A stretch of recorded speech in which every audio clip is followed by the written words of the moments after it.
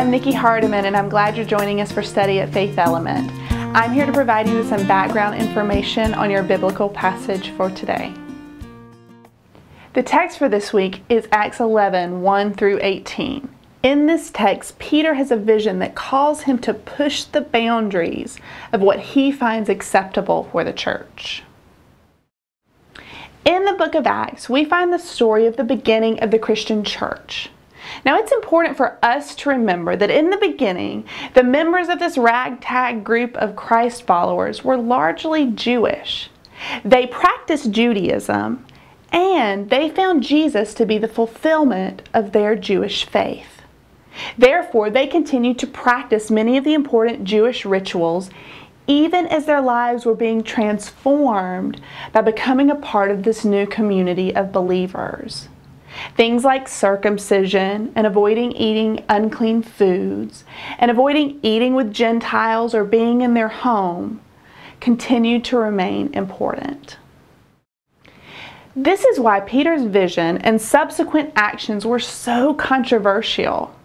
He didn't check with any kind of committee or board before he chose to eat unclean foods or visit with unclean people. Peter had a vision that led him to these actions. To get all the details of this story, it may be important for you to begin by reading Acts chapter 10. When Peter has his vision, he's in Joppa, a city on the coast where there were already some circumcised believers. In his vision, Peter sees a sheet let down from heaven with all kinds of unclean animals and is commanded to kill them and eat them. Absolutely not, Peter objects. He's never eaten an unclean thing, and he's not about to start now.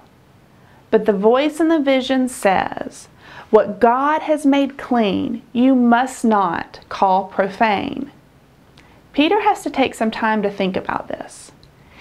If you're interested in reading some more about Jewish purity laws, read Leviticus 11 and Deuteronomy 14, which you can access by going to this session's webpage. Meanwhile, a little over 30 miles up the coast in a town called Caesarea, a Gentile named Cornelius is visited by an angel and is told to send for Peter to come visit him and to listen to what he has to say. Cornelius obeys and sends 3 men to ask Peter to come to him. Peter, along with 6 circumcised believers, go with the 3 men to visit Cornelius and his family. Peter's vision, coupled with his visit to Cornelius, convinces him that God has opened the message of salvation to all people, not just circumcised Jews. I think one of the interesting things for us today is to observe that the things Peter perceived to be unclean are not what change in the story. It's Peter who changes. The pork on the sheet was still pork, and the shrimp was still shrimp. Likewise, the Gentiles who began to follow Jesus did not get circumcised. They were still uncircumcised Gentiles. God did not change the unclean things. God called Peter to change how he viewed what was unclean. Peter, and subsequently the entire early church, had to push beyond the boundaries of what they deemed was in God's plan. This is largely what the book of Acts is all about. It's about the early church ever growing and expanding. But it didn't simply grow and expand in numbers. It grew and expanded in its understanding of who God loved and accepted and included.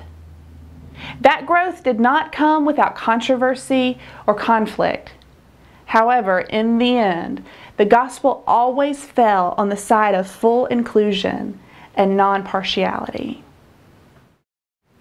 The early church was a progressive force in its day, and it had the luxury of not being a completely established institution.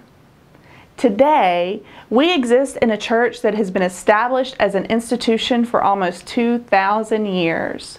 And because of that, it feels harder to risk pushing the boundaries of what we deem is good and right and appropriate. it is hard for us to push beyond the boundaries of our faith. Yet we have our own purity laws that keep some people from full inclusion in the gospel. At the least, our unofficial purity codes deem that God shows favor to some, but not all.